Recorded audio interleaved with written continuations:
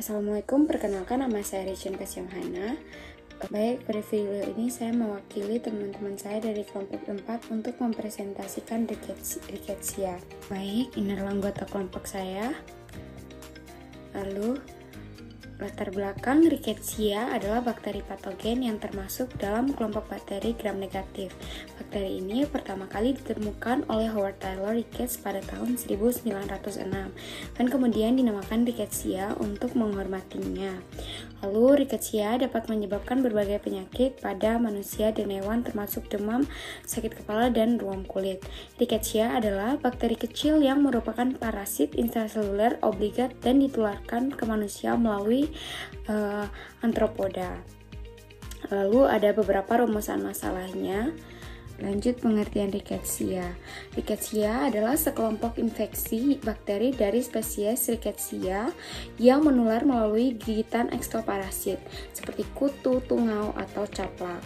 Ektoparasit kerap ditemukan pada hewan seperti tikus, kucing, dan tupai. Beberapa orang juga bisa membawa ektoparasit ini pada pakaian, spray, kulit, atau rambut mereka. Lalu bagaimana struktur rickettsia? Meskipun sangat kecil dan selalu terdapat di dalam sel, rickettsia bukanlah termasuk virus melainkan golongan bakteri.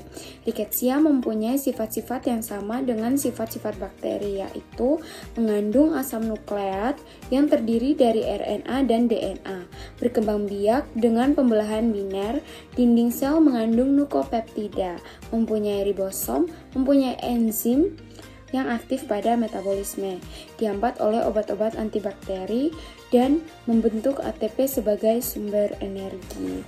Lalu bakteri yang disebabkan rickettsia. Infeksi yang dapat disebabkan oleh bakteri patogen rickettsia pada tubuh manusia yaitu ada mual, muntah, sakit kepala, demam, kehilangan nafsu makan, ruam berbintik, lalu lesi merah, lalu diare, rasa sakit nyeri perut, dan rasa sakit nyeri sendi. Lalu ada malaise. Lalu bagaimana mekanisme pertahanan tubuh dalam mengatasi infeksi bakteri rickettsia? Yang pertama ada respon imun bawaan, yang kedua ada respon imun adaptif.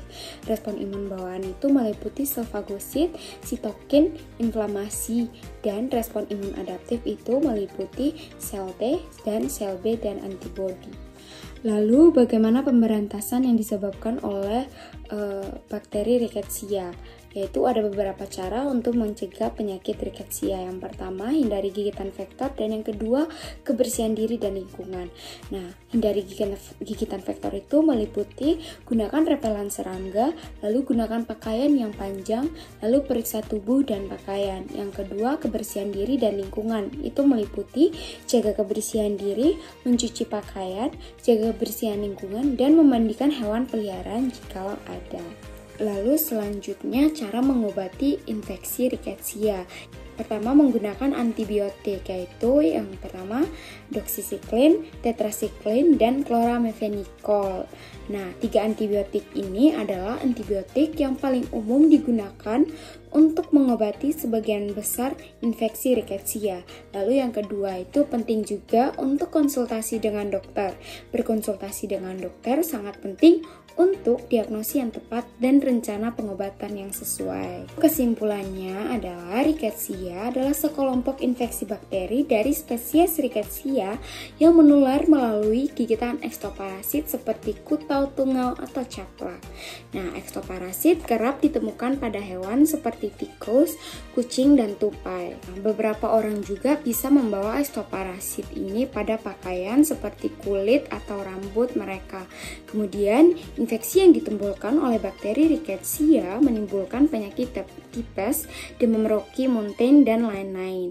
Nah, mekanisme pertahanan tubuh manusia ketika diinfeksi oleh bakteri patogen ini bermacam-macam, seperti tubuh akan mengeluarkan sel NK atau natural killer, hingga imunitas yang dikeluarkan secara langsung oleh tubuh kita. Adapun cara dengan memutus rantai infeksi melakukan imunisasi dan menjaga kebersihan lingkungan.